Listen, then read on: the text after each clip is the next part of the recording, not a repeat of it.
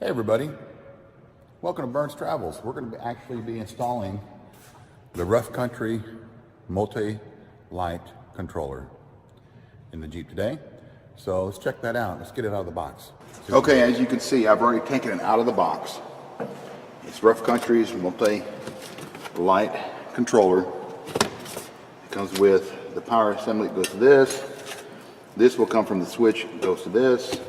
And then of course here's another one. Here's a switch assembly. It's already pre-mounted for my 2015 Jeep. And then of course here's a piece that goes in the engine. So, and of course there's instructions. So let's get started. All right. Before we get started, you got to take down this liner. I got to take these off. I'm going to have to take the visors off. I'm going to have to make access to this right here, and then this section here to install. So I'm going to get all that done first, and once I get to some of these other things, after I get this liner and some of these things out of here, we'll continue with the video. All right, as you can see, the top is off. The sun visor that was on top is gone. I cleaned it a mess so I can work in here. But there's a couple things I want you to know. To remove your visors, you're gonna need a Stork tool, and this one is actually a 15x4 Torx screwdriver. No Phillips, no regular. You're gonna need one of those. And then let me show you something which is deceiving, because I've done something with this pillar before, or the window here. I don't even know what it is. I'm not a mechanic, okay? But you know, the stuff by the window, the plastic. I'll show you this, and it's deceiving. So let me show you that.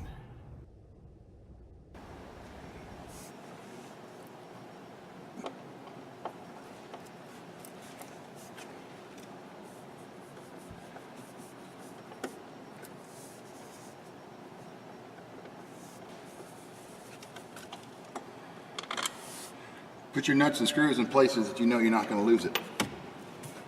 You'll thank me later.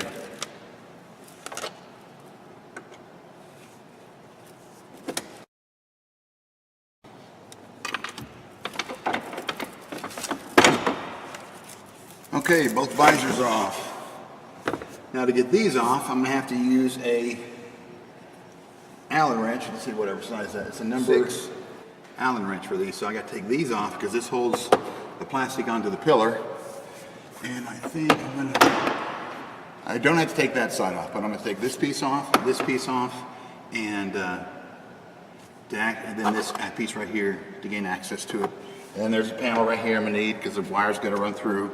And then I got to go through the little hole that's in the firewall, a little rubber grommet that's there to bring it up into the hood. So let's get all this stuff off, just this side, which is great. And if you have these, don't let them go, because they could swing forward and hit your glass and then break it. Then you'll be all upset and angry and at yourself for doing something very stupid. So just remember that, that's all. And of course, it's multi-pieces, it's 3 pieces, and they're all metal, no plastic.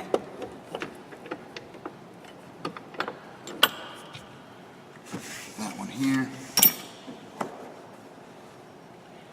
So that's done. Now we just got to get these pieces out here. This one's already has a hole. That's actually was a bolt. So you have these ones up here you're gonna have to do, and then this piece. So let's get this piece out. We'll get back to you on that one because it's gonna take a while. All right, I got this bad boy out. Let me show you what it looks like. See that little thing? It has a little Phillips end on it. Hopefully you can see that. If you don't, trust me, it does. Okay. That hole is like this big with this piece in it. Okay, and it's recessed about maybe that much. There's nothing to grab it on the sides like it is on the hood. Actually, what I'm going to see is if I can put a hood one on there, because it has little slots that you can pop out. I don't know why they didn't do it for this. Maybe they don't want you to get into that. I don't know. But that's it. It's a pain. I basically had to shove a screwdriver into this little seam right here and to get it loose like that. I don't know if you see that, a little bit gap. Then I used, where is that, needle nose pliers to get a hold of it, and I was able to pull it out because it pulled back like that, but it stayed together. But it loosened it up so this would collapse and I could pull it out. So, pain in the butt. If you don't know this, you're going to be there forever and you're going to say a lot of nasty words. Believe me. This time I did it, it took me 3 minutes because I knew what was there. It's a good tip. So, this is what we got to do next. Let me show you. I take this piece off. You can see it's almost about ready to fall. There's a clip right up here. And then I got to take this piece all the way off, and that's it. And then we'll start getting that stuff off to put the light switch on. And then we got to run wires down here. And we're going to get this access panel off here so we can see them go down. And then we'll go underneath. All right, there's a clip in here somewhere. It just pulls down right there. See? And that's probably the GPS or the, I don't know what that is. I've never actually noticed that. Anyways, I'll have to check that out and see what that is. And then you do the same thing here. And we'll put pieces in the back. And we'll leave that here. I might be able to snake this down. So, with that, there's a panel over here. You're going to need a screwdriver. Okay, you're going to need a really fine flat tip screwdriver for this. And there's a seam right here. You want to basically get this in the seam so you can pop this out and just go on up. And you get to a point you can just pull it like so. And we'll put that in the back, and when it comes down the pillar, it's going to come through here, the rope, not the rope, but the wiring. It's going to come back through here, go underneath the dash, and there's a round grommet that goes into the engine bay. That's where that wiring for that switch harness is going to go. So let's move on. Now you're going to need a T25 Torx to get the little bracket that holds the mount on for your switch controller. So let's get that. You're going to need a T25 Torx screwdriver that has something like the start end, if you don't know what a Torx is. I'm probably not even saying it correctly, but you're going to need that to take this off, because the switch is going to go up here and this is going to go behind it.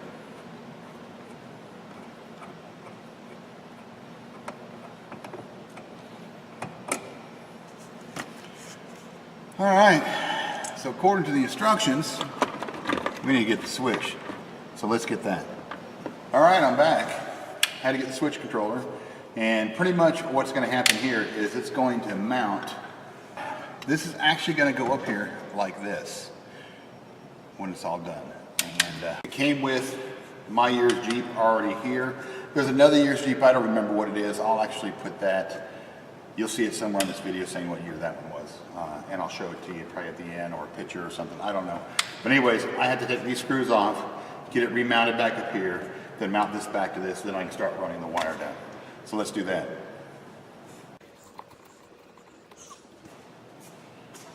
All right. I had to get I lost a washer, had to find it, so I finally did. And I figured I'd put my glasses on so I can see doing this stuff, because you know I am an old guy and everything. So let's see if we can start all over again with this.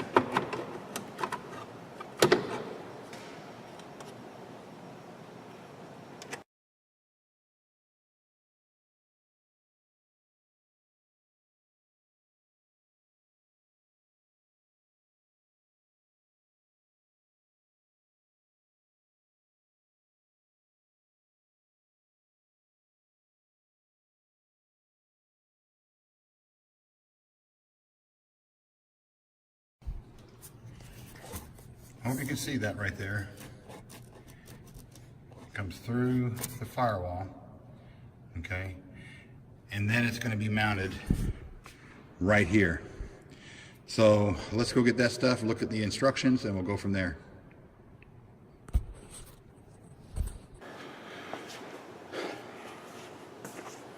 All right, you're going to need a metric size 10 socket. It's going to come off. You're going to unscrew these two pieces right here, and what it does, it's basically sits in here just like this, and you should have enough clearance with your hood. So let's undo these real quick. Don't judge my engine, by the way, it's usually cleaner.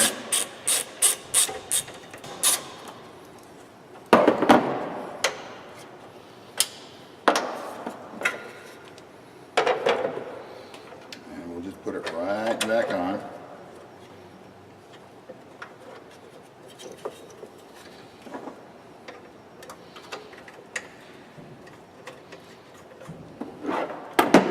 Now, I'm going to make them, I'm not going to tighten them down. I'm just going to have them here, so this piece is here. And the reason is so I can adjust stuff as I go. So that's what we're doing.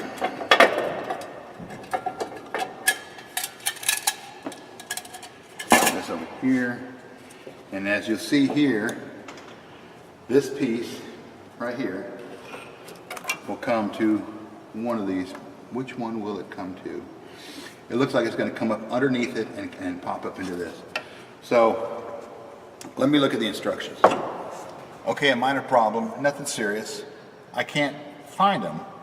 I don't know if they were with the box, in the box or not, but there's two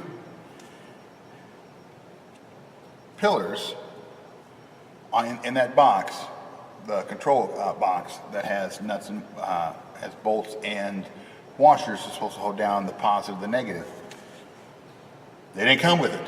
So let's button all this up. I still got to trim the piece here, so I'm going to put this stuff on the side and the rest of that, and I'm going to have to go get two nuts and bolts, and I only have one vehicle, and this is it. So let's do that. All right, I'm at the hardware store. I got to get two nuts and two washers because for some reason it wasn't on the product or in a bag or anything that I got with the shipment.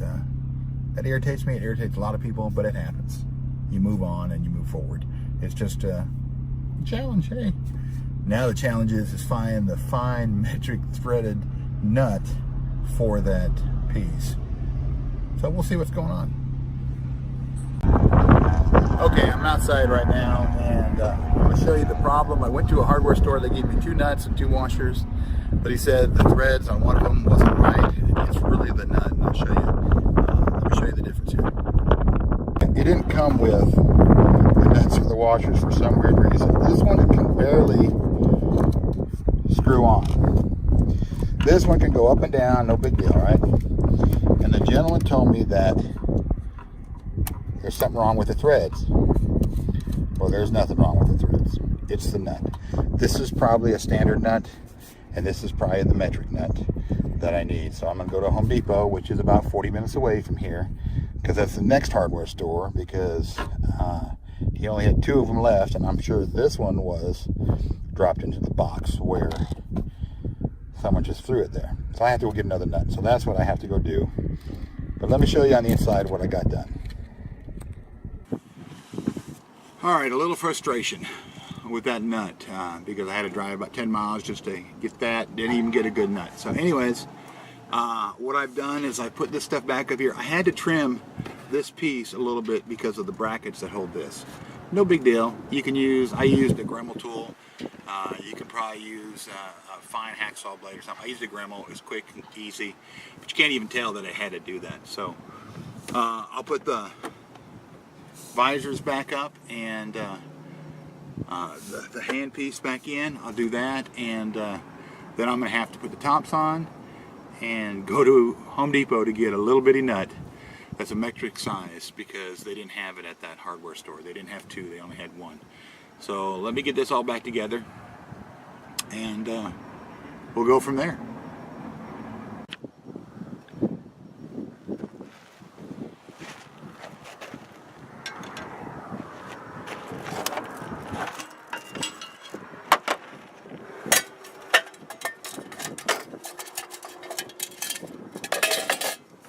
Okay, the first thing we got to do is take these off.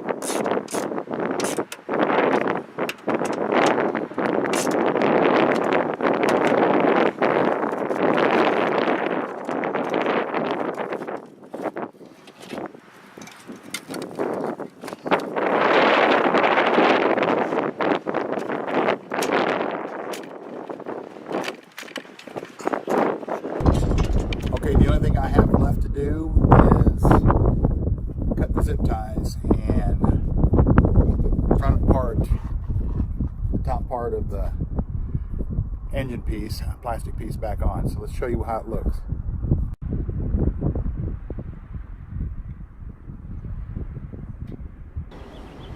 All right, when you get it all installed, you turn the ignition on, you may hear it click, but once all the lights light up here, your system is good to go. Then you can start plugging in your lighting. So let's do that.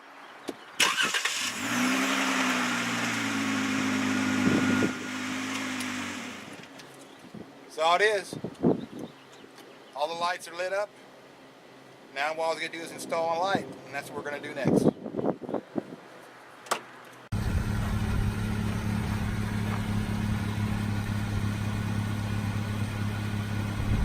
All right,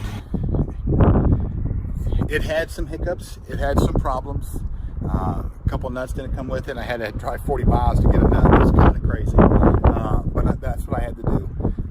It came out, it looks good, it works. Now I'm going to plug some lights in for the next video on how to. Thanks for watching and stay tuned.